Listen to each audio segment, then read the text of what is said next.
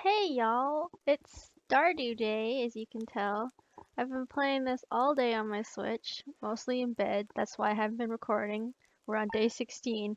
But this video is not about Stardew or the Switch or Stardew on the Switch. It's about Ancient Aliens, and I'm gonna rant about it for like 40 minutes, So I have to do a seminar on Ancient Aliens, as some of you should know. And well, I'm like halfway done, I think. I have a lot of good content, so I'm just gonna read it on top of playing this game because I have to sort of memorize it because this is a real seminar and I have to present it in front of my class for 40 minutes. So, Ancient Aliens is a show, if you're not familiar. It's a show that explores the idea that aliens visited the Earth in ancient times. The show is presented in like a real serious documentary style where experts are brought on, but they're not real experts. Experts are brought on to discuss various topics from the ancient astronaut's perspective, which I will get into after this. Like this show's insane. Some of the topics include like ancient civilizations, normal stuff, and then like stuff like how humans are actually from Mars, or how Bigfoots are alien human hybrids that aliens told Steve Jobs how to make iPhones and stuff. So the show is like not even that old. It premiered on the History Channel in 2010, but it's somehow on its 12th season. There's like 135 episodes already. Um Stardew Valley's so good on the Switch. It's so perfect. It's kind of a weird port though. Anyway, Ancient Astronauts Theory is the basis of Ancient Aliens. It's the theory, sort of. It's not really a theory, it's just fake pseudoscience. It's the idea that aliens visited the Earth in ancient times and either granted humanity with knowledge or technology, or they left evidence from their visits in the form of mysterious structures or artwork, or myths about meeting with the supernatural beings. Like, no one's quite sure because no one can agree on anything in pseudoscience because it's all made up. So, the theory originated in the 50s, but it wasn't made popular until like the 60s or so with the book Morning of the Magicians, and when Eric von Daniken published his most infamous book, I'd say, Chariot of the Gods with question mark. Like von Daniken's theories, he's so crazy. Von Daniken's theories became so popular that the Ancient Astronaut Society was formed in the 70s just to discuss his work. So the experts of like it's like a documentary style, right? So the show, they bring in people and interview them and they get to talk about the stuff.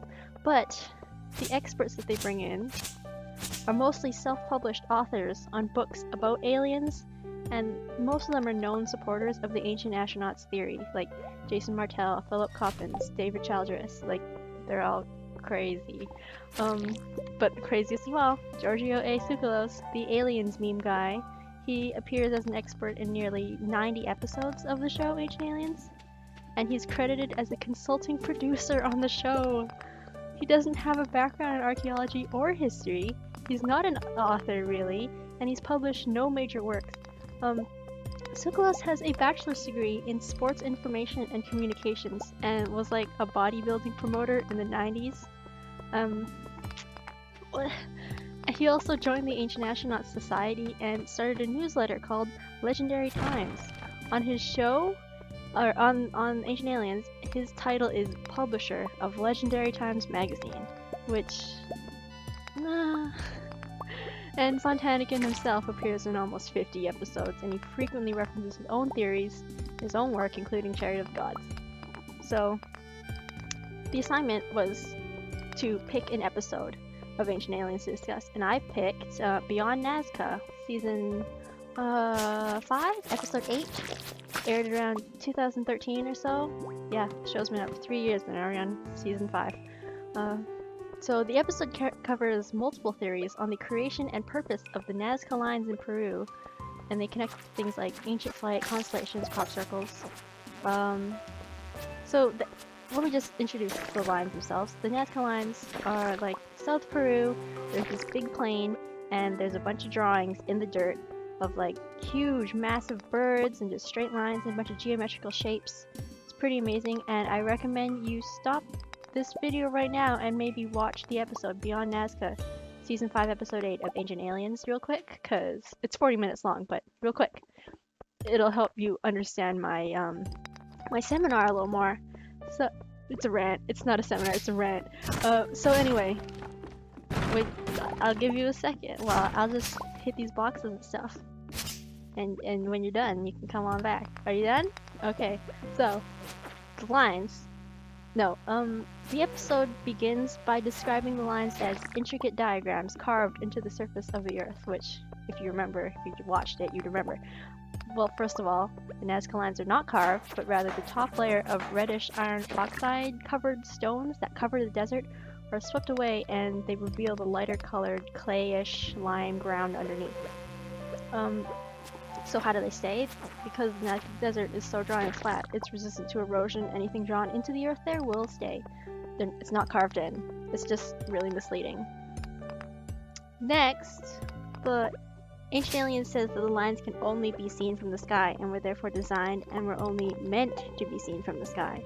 In the documentary Nazca Decoded, archaeologists created a digital 3D map of the Nazca Plains that show that many of the geoglyphs are not only visible from the sky, but would also have been visible to the people in the hills in the surrounding plain, because most of them were drawn into, or like the important ones were drawn into mountainsides and stuff. This is actually one of the few episodes that acknowledges alternative theories. Giorgio Tsoukalos discusses and rejects the theory that the Nazca people had access to flight or hot air balloons. This theory originated from an article by James W. Moseley in 1955 and was popularized by the book Morning of the Magicians, which I was talking about before. This theory has been tested by people, actually, the flight thing, and it is theoretically possible. Like Jim Woodman and Julian Knott built a balloon out of materials that would have been available to the Nazca people in this time, so theoretically possible for them to have hot air balloons. But Tsoukalos argues that Spanish chroniclers would have most certainly recorded that in their reports, and because there's not a single word recorded about Nazcan hot air balloons in Nazca did not exist. And well, the problem with Tsoukalos' argument is that there's likely not a single word recorded by Spanish chroniclers about aliens in Nazca either. So, creation of the lines. Ancient Aliens argues that creation of the lines was impossible for people to have done without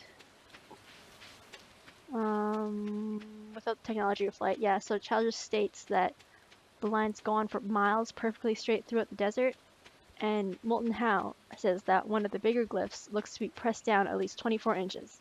Like I was saying before, the ground is not pressed down 24 inches, it's barely even pressed down an inch.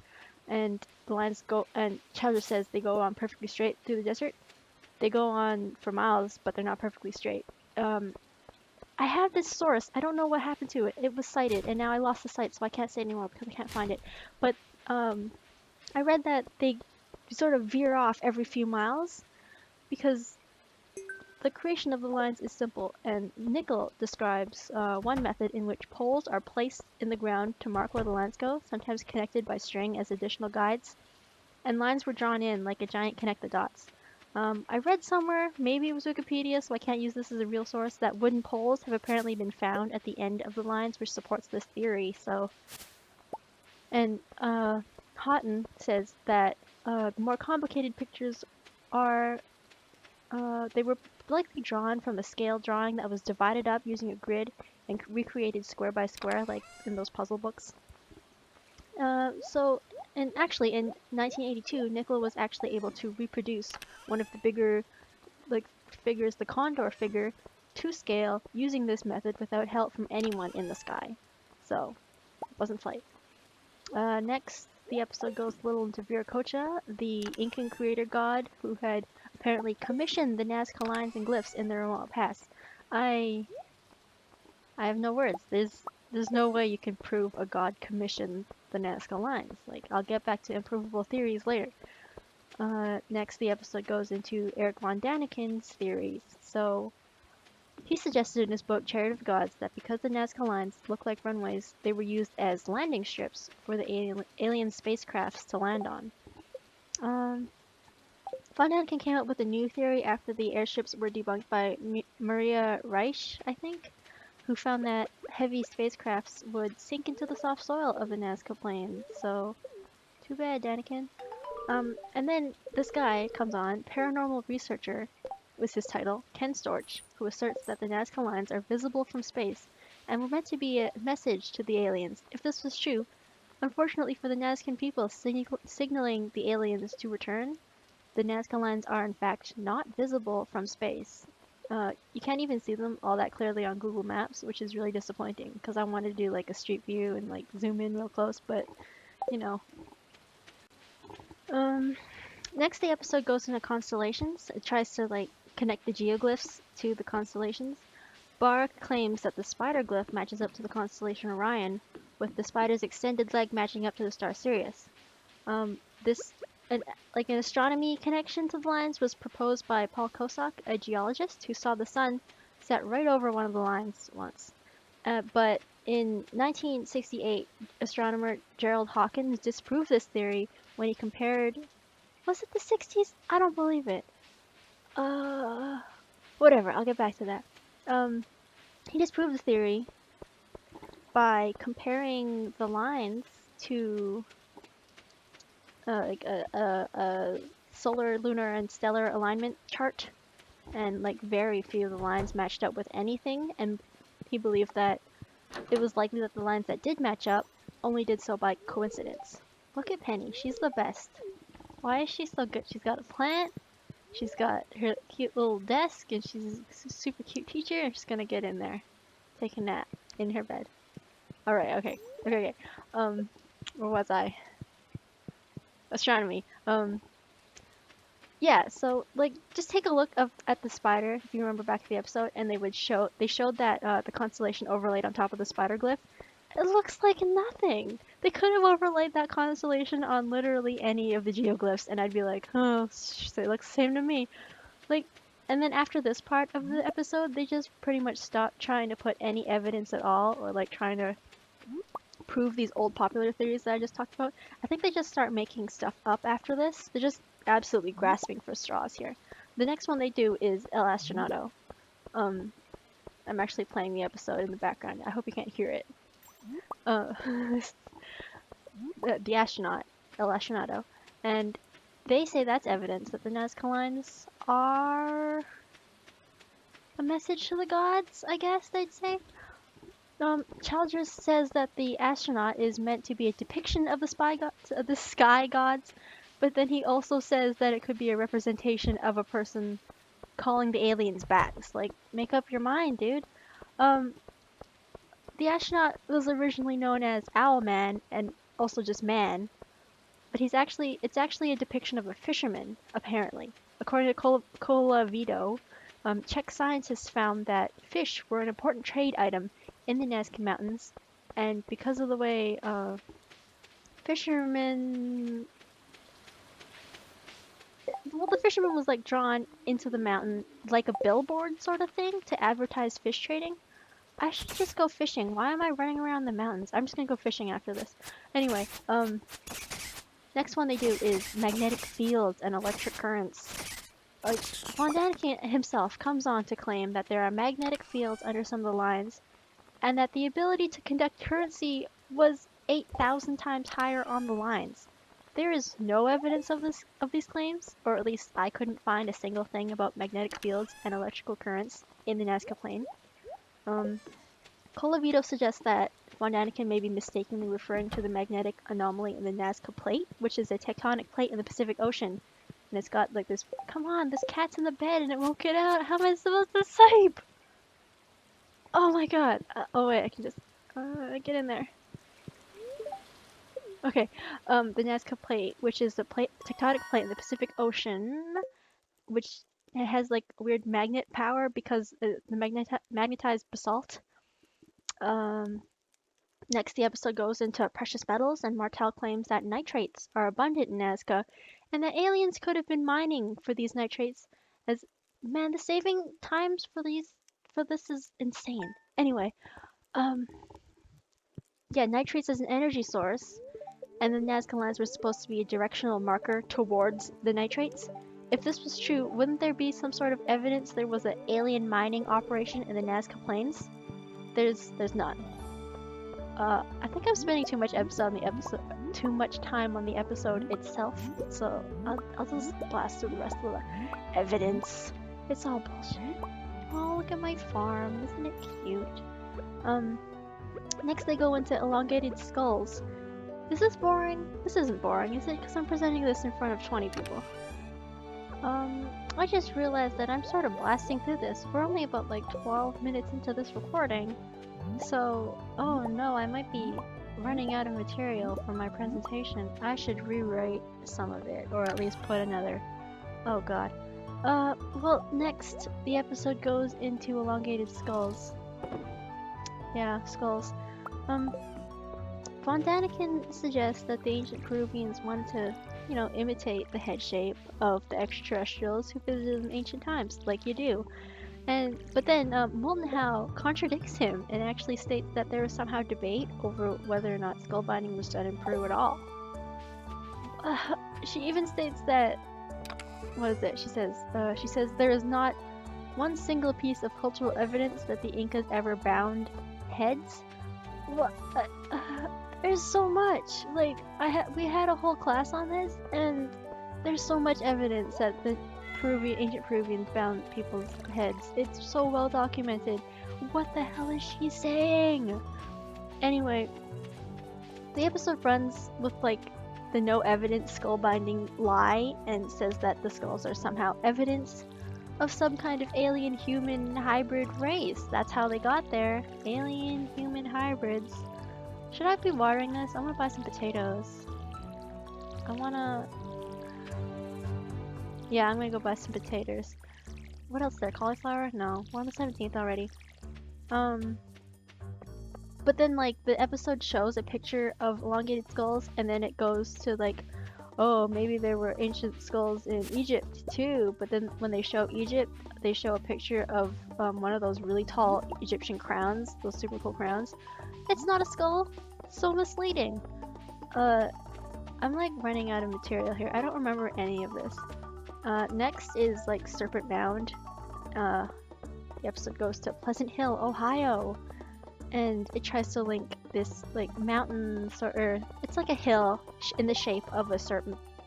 Somebody did this, obviously, and Newman claims that there are also magnetic and gravitational effects here too. And then a bunch of these crazies come on. Coppins and Martel say that there is iridium present at Serpent Mound. I hope that's what it's called, because I'm calling it Serpent Mound. I think that's why it was built there, because of the magnets and iridium. But then they say, might there be a connection between energy in the ground here and that found in the Nazca Plains? It's like, why are you asking us a question, man? You brought us here. Why are we here if you don't know? We're just like, we could have gone to Chuck E. Cheese's and he could have been like, could there be a connection between Chuck E. Cheese and the Nazca lines? It would have had the exact same effect. Like, why take us here at all? You don't know. And then, oh my god, the episode goes into crop circles after this. I don't even know where to start with this.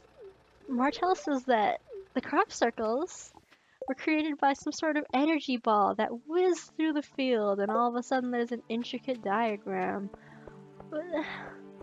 No. And then a bunch of crazies, Leviton, Redfern, Barra, and Daniken, they all say that the Nazca lines and crop circles are linked, and they said that the connection, well, sure they're linked. If that link is that humans with nothing better to do made them themselves, then that's a good link. But no, the link they say is it's all extraterrestrials using higher technology trying to send humans a message from space. No, why? Crop circles. It's a couple guys with boards flattening out some wheat. Nazca lines. It's a bunch of Peruvians with sticks dragging them through the ground. Higher technology? What? And there's so much proof against crop circles being alien anything. We have confessions, we have videos, we have all this evidence that humans did it. It's an advertising thing now. It's like you can get whatever you want pressed into a field if you have a field and you have a phone to call these guys with the boards. And oh my god, okay, I'm about 20 minutes in, right? I hope so. Additional proof it's not aliens. We got the lines are similar to Nazca art on pottery. We got religious purposes. Okay, that's not really additional proof. That's just probably what it is. It's just a religious walkway that people would walk on. Or maybe it's just some art. Maybe someone wanted to do some art, you know? It's just someone's big old canvas. But the worst thing about this is just the lack of any sort of science. This is pure pseudoscience. There's like a number of problems concerning the scientific method, I guess. Like, first of all, the claims made on the show, they're not backed up by evidence, they're not testable, they don't cite any references, and if they do, that they cite work that either belongs to them or belongs to Eric Von Daniken. It's just crazy people talking to crazy people. They don't have any actual, well, they do. They had that one lady, and that other guy. The one lady, I don't remember her name, MJ Evans, I think? And she didn't get to talk. What she said was, here are the facts, this. But then she never got to say her opinion. All these authors, they all get to say their opinion.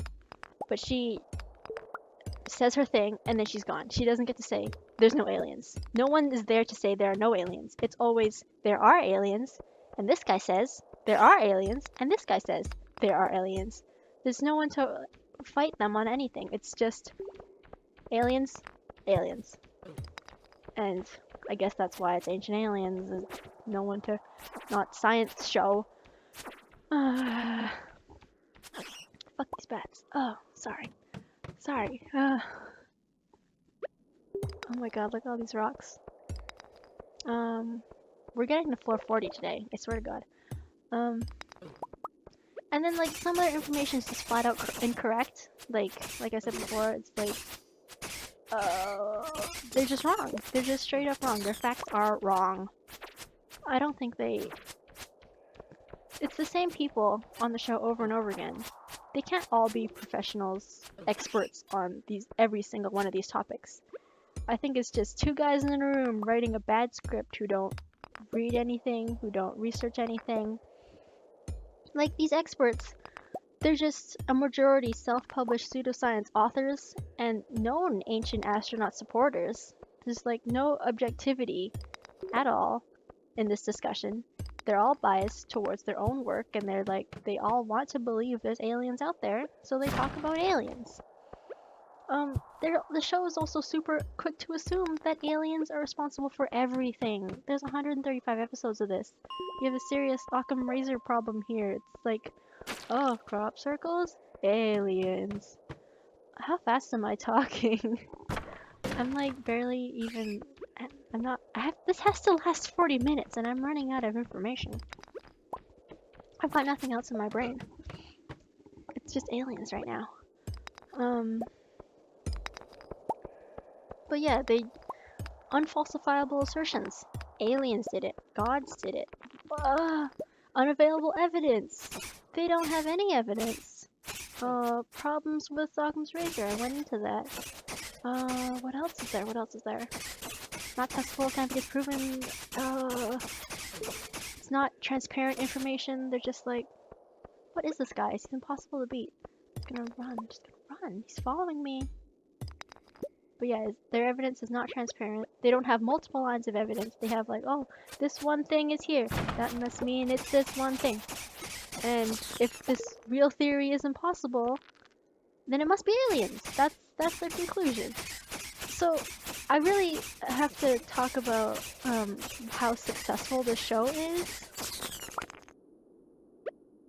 Did I get him? Okay, good. Like, they're at 135 episodes right now, and the last time I checked, like when I was starting this project, they were at 133 episodes, and I think they might be getting renewed for a 13th season. And I want to know why. It's obviously not for the scientific content, but if it is, thank God forbid it is. Uh, like what? Like, I have seen that show, like, what's that show? Action Bronson and Exploring the Stars, something like that. And it just has a bunch of rappers watching it. I watched the episode with Tyler, the Creator. I love him. And they all just get high and watch Ancient Aliens. And sure, that's a good pastime, but not for 13 seasons. Who keeps giving this show money? That's what I want to know. Well, I do know. It's the history people. Because they have no history left. But, like, sure, the show goes into some fun questions, like, are Bigfoot alien-human hybrids? And, it's like magic. It's like magic tricks. You go into this wanting to be fooled or not believing it in the first place. It's all lies, it's all fun. But then you got these actual crazy people who believe in all this stuff, like crazy hair Giorgio Tsoukalos, who, if you've seen his Reddit AMA, I think he actually believes that there are aliens out there that control the universe. I don't know. This show is just like a threat to archaeology, a threat to an accurate understanding of the past, discredits real archaeologists, discredits ancient people and their technology. It's like it just assumes they're all primitive, which is the word that's always used. Oh god, another one of these things. Ugh. It's just so irresponsible and it spreads lies. It's like what Indiana Jones did to archaeology. Well, he made it sound fun, and that's why I'm doing this project, and I'm in archaeology. But, but yeah, it's just like, the show assumes that ancient people were stupid or unsophisticated, so it's just really misleading, and wrong, and harmful to archaeology. How far am I into this? I have like another 20 minutes, or 10 minutes maybe, to talk about it. I have to go on for 40 minutes. The original script for this was so full of jokes. Like, it used to be like a 40-minute set about aliens, but I had to cut it all, and that was like a majority of my script. It was all just bits about aliens, and this is supposed to be a serious scientific seminar. So, I'm supposed to come up with like discussion questions too. So I was thinking maybe it's like, what do you think about the popularity of the show? Have you watched it? Would you watch it? Does supporting a show like this support pseudoscience? I'd say yes, and I wouldn't watch it because I watched like 20 episodes of it. Like, if you just turn on the History Channel, it's just on all the time. Like, I could turn on my TV right now and it'll be on. Like, if it was on Netflix, I would watch all of it, actually. Never mind. There's an official YouTube, but you have to pay to get all the episodes, and like the rest of the episodes got taken down, or they're all sped up or backwards. So if you want to watch it on YouTube, go ahead, have fun. Daily Motion's got them.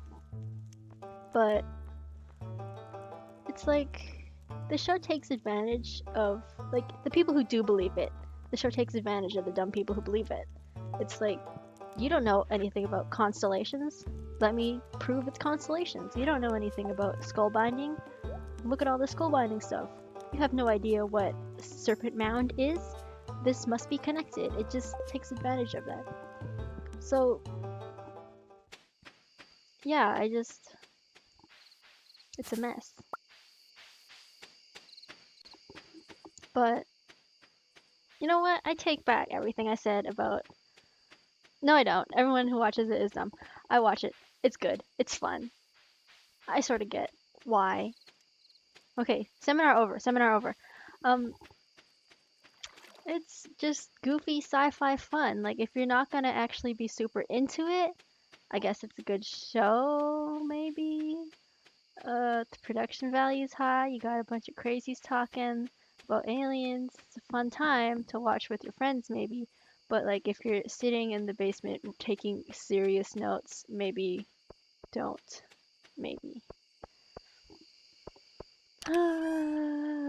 I don't know.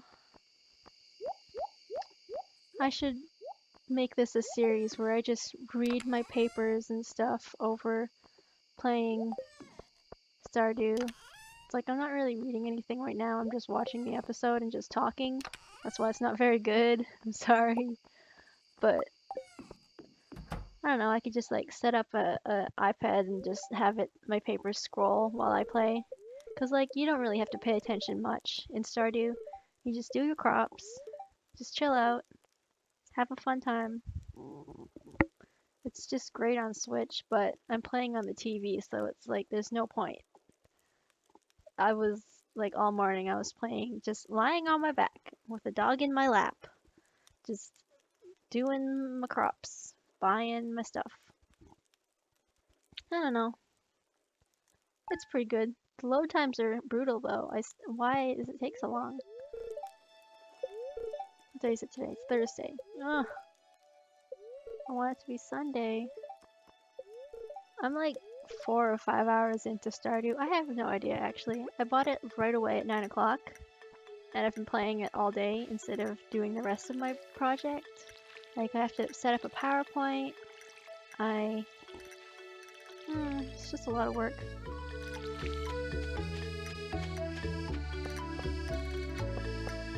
I have another project I have to do today, or this week, which I'm sort of like in a play, sort of. I'm like a narrator in doing a myth in a myth class. I'm in another myth class. I'm in 2 myth classes. The seminar is for pseudoscience and myths, and then this other class is myths and creativity. It's like 2 different kinds of myths. It's like science myths, like aliens, and then this class is like myths, like mythology myths, like Persona's characters myths, I guess. I don't know how to explain it. Like mythology. I don't know. But like I'm a narrator in this sort of play, and the one we got is about white buffalo woman, which is, I guess, a Lakota myth. So I could just read you my part, or actually I have it partially memorized. I have to have it completely memorized by next Wednesday, which is pretty hard. So I could just I know most of the story. I could just like read it maybe, or just say what I memorized. Just catch some fish first. See, I should have been fishing the whole time. It would have been a lot easier to think instead of running around in caves, and then my presentation would have been a lot better. Come on, why am I getting trash? Where are all the fish? Oh, right, so white buffalo woman. How does it start? I believe it starts. No, wait. Let me get my cue cards. Please no fish. I can reach something here. Okay. So long ago that no one knows when, people were starving. I'm reading this from like I copied these cue cards from a book, so don't yell at me if it's wrong. If you know this myth, I'm sorry. It's from a book. Cue cards. So long ago that no one knows when, the people were starving. Each day, scouts went forth but returned without having seen any game. One day, 2 young men set out to hunt and decided to climb a high hill from which they would be able to see far across the plain. Partway up the hill, they saw what seemed to be a person floating towards them from the far horizon, and they knew at once it was a holy person. Oh, fish! Oh, no more perfects. Oh good, sunfish. I like it when they stack. Where was I? As it was a holy person. When it drew closer, they saw that it was the most beautiful young woman with red spots on her cheeks and clad in a white buckskin that gleamed in the sun, which was richly embroidered with porcupine quills. That was my favorite part. As she approached, one of the young men lusted for her and reached out to grab her. A bolt of lightning crackled from nowhere and hit the young man burning the young man into a small pile of charred bones.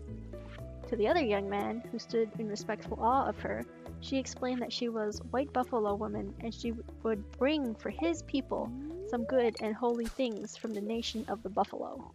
She told him to return to his people and to have them build a medicine lodge and to say the proper prayers to make the medicine lodge holy. Hold on, my nose is so itchy. I'm allergic to something. I've been sneezing all day. Okay. I hope this doesn't happen during a presentation. I was sneezing all day during class last week. Okay, so they did so, and 4 days later, White Buffalo Woman came and entering the lodge, told the people to make an altar of red earth. When this was done, she made a design on the altar and withdrew from her bundle a sacred red pipe. Holding the stem in her right hand and the bowl in her left, and I have to mind this part, she filled it with tobacco made from red willow bark and lit it, telling them that the smoke rising from the pipe was the breath of the great mystery. So the white buffalo woman told the people the proper way to pray and to lift the pipe to the sky, to hold it towards the earth, and then in the 4 directions. I don't know what that means, but whatever, that's what the thing says, that's what the script says. This way, the earth, the sky, and all living things are knit into one family, held together by the pipe. The bowl of red stone represents the buffalo whose 4 legs are the 4 directions. The wooden stem represents all things that grow, and the 12 eagle feathers hanging from the stem are those of the messenger to the Great Spirit. The 7 designs carved on the bowl are the 7 ceremonies the people would thenceforth practice. White Buffalo Woman I better hit that. No, I'm too high. Okay, White Buffalo Woman explained to the women there that the work of their hands and the fruit of their bodies kept the people alive. Oh, hit. Come on. Come on. Fishing game's not that bad. I don't know why everyone complains. Kept people alive. They were of Mother Earth and were therefore as important as the warriors. Thus the pipe, its bowl carved by the men and its stem made by the women, bind the two together in love. From her bundle, White Buffalo Woman took corn and other food and gave them to the women. She taught them how to make fire and how to cook. She explained to the children that they were the most precious and important of the people, and she explained to the chief that the pipe was very sacred. She entrusted it to the people, telling them that if they treated it with respect, it would see them through to the end of their road here. And then I have her line. She gets to speak. I am the 4 ages, she said, promising to return to them. Then she left, walking towards the red orb of the setting sun. 4 times she rolled over, each time turning into a buffalo. First the black one, then a brown one, then red, and finally white. A white buffalo remains the most sacred thing alive. Once White Buffalo Woman had disappeared beyond the horizon, great herds of buffalo appeared and roamed the plains, making themselves available to be killed to furnish the people with all that they needed: food, skins, tools. And the red pipe that the White Buffalo Woman gave to the people so long ago is said to remain with the people, still sacred, still the source of Lakota's knowledge of how to live and how to pray. I think that was good. No, that wasn't that good. I was mostly looking at my notes. See? Nice chill thing. Just fishing, you get to look at all the notes you want. Yeah, I think I could do this. It was just because I have a lot of performing to do this semester.